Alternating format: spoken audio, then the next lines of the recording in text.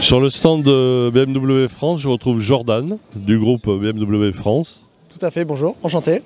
Donc chez Product Genius, en effet, on a deux modèles aujourd'hui, le XM et la M3CS, qui sont à disposition de tous ceux qui veulent venir profiter de ces deux modèles. Assez exceptionnels, ceci dit, dont une qui sera conduite par Harry Vatanen sur le Tour Auto. Qui fera l'ouvreur. Tout à fait. Dans cette magnifique livrée verte qu'on va découvrir tout à l'heure. Voilà. Alors on revient au XM. Oui, le XM, donc, qui est la deuxième voiture produite uniquement par le département Motorsport, par BMW du coup aussi. Et donc cette voiture a une spécificité, c'est qu'elle va rendre hommage à ce qu'on veut aujourd'hui voir du futur de M, avec notamment les petits clins d'œil à M1 à l'époque, avec cette baguette ici qui longe le latéral de la voiture, et également derrière aussi avec les logos gravés directement dans les lunettes arrière. Alors, c'est un monstre, hein, le poids c'est 2,7 tonnes. Tout à fait, oui, tout à fait. Alors 2,7 tonnes, de par le fait qu'on ait déjà un moteur 4 litres 4 V8 et également par le fait qu'elle soit hybridée. Donc on va avoir un poids de batterie supplémentaire qui va en effet appuyer un petit peu sur le poids. En revanche, ses capacités de piste et de circuit ne sont pas affectées par ce poids puisqu'elles sont entièrement travaillées par le département Motorsport. Alors au point de vue recharge, si c'est chez soi, à la maison c'est 14 heures de mémoire. Hein. Alors on va être sur à peu près 14 heures de recharge, oui, puisqu'une prise va donner 2 kW par heure du coup, de charge.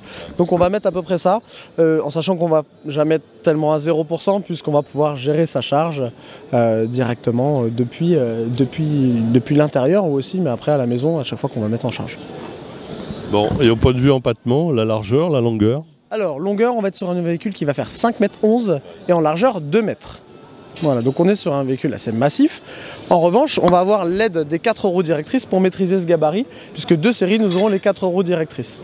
Avec, si on le souhaite aussi, les caméras 360 degrés qui vont venir nous épauler pour évidemment les manœuvres en lieu un peu étroit. Oui, alors en ville, même dans les grandes villes, c'est quand même un véhicule imposant, on est d'accord? Il est imposant, en effet, de par la première chose, son style, évidemment, qui est assez atypique et qui est unique, son look, et ensuite, évidemment, par son gabarit qui dépasse celui du X5, qui est proche justement de celui du X7, donc on est sur un gros gabarit de voiture, en effet. Alors BMW vise peut-être un marché nord-américain, des Émirats et de la Chine également? Alors ça, ce n'est pas moi qui serais le mieux placé pour en parler, mais en effet, on peut déduire qu'en vue du gabarit, et notamment de certaines fonctionnalités à l'intérieur de la voiture, qu'on peut viser ce type de marché. Mais il correspond aussi également en France, puisque c'est une voiture qui est complètement hybride rechargeable, donc critère 1, et qui va correspondre à un usage citadin, tout comme un usage routier, quoi. Mais encore une fois, c'est pas réservé à des petites rues, c'est quand même pour des grands espaces. Il faut les grands espaces en effet, des grandes rues, mais sur des petites rues, il saura aussi très bien maîtriser le passage, je dirais. Alors on va aller voir l'intérieur de l'autre côté, conducteur.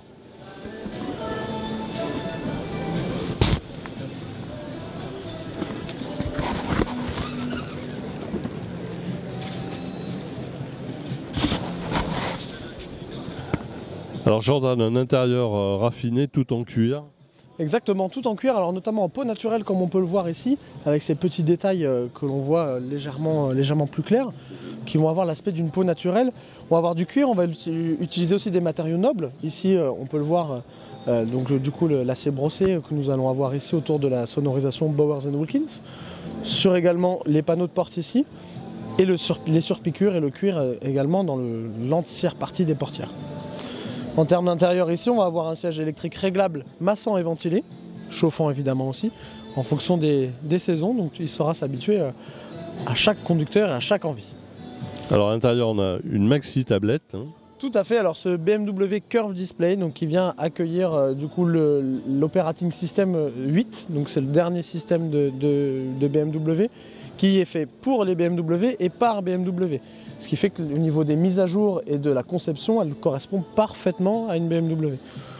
Et donc cette voiture-là donne la nouvelle connectivité avec la commande vocale, c'est-à-dire que cette commande vocale va permettre de maîtriser toutes les fonctionnalités de la voiture, et y compris aussi, alors on va même parler aujourd'hui d'un assistant plutôt que d'une commande vocale, puisqu'on peut lui demander par exemple, par des commandes très simples, la commande par exemple j'ai faim, vous affichera les restaurants à proximité. Voilà, en disant je cherche un restaurant tel niveau de gamme, il va indiquer le restaurant le plus proche de l'endroit où on se trouve. Voilà. Exactement, et avec même la notation TripAdvisor sur l'écran. En plus avec les notations des clients. Alors, on va voir les places arrière, oui, qui sont hyper spacieuses.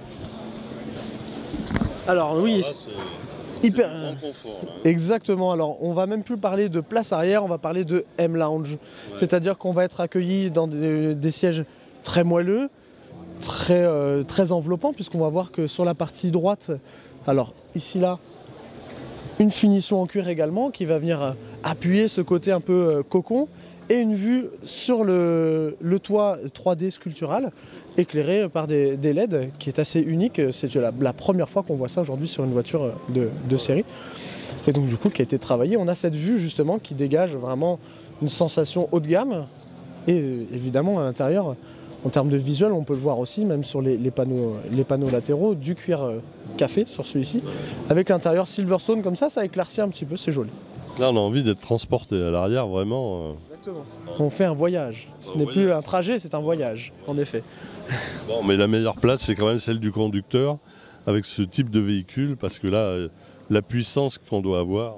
Tout à fait. Alors sur cette version-là, nous avons du coup les 653 chevaux donc de cette version. Vous pouvez avoir affiché derrière. Alors 653 chevaux, c'est la plus petite des deux versions, puisque le Label Red arrive dès cet été. Alors on est quasi à 750 chevaux sur la Label Red. Mais sur cette version déjà là, il y a de quoi s'amuser, puisqu'on a balle 0 à 100 du coup en 4 secondes 3. Pour déplacer 2,7 tonnes, ça reste très surprenant. Et donc vous retrouvez toutes les fonctionnalités d'une M évidemment, avec la personnalisation de ce qu'on appelle le setup.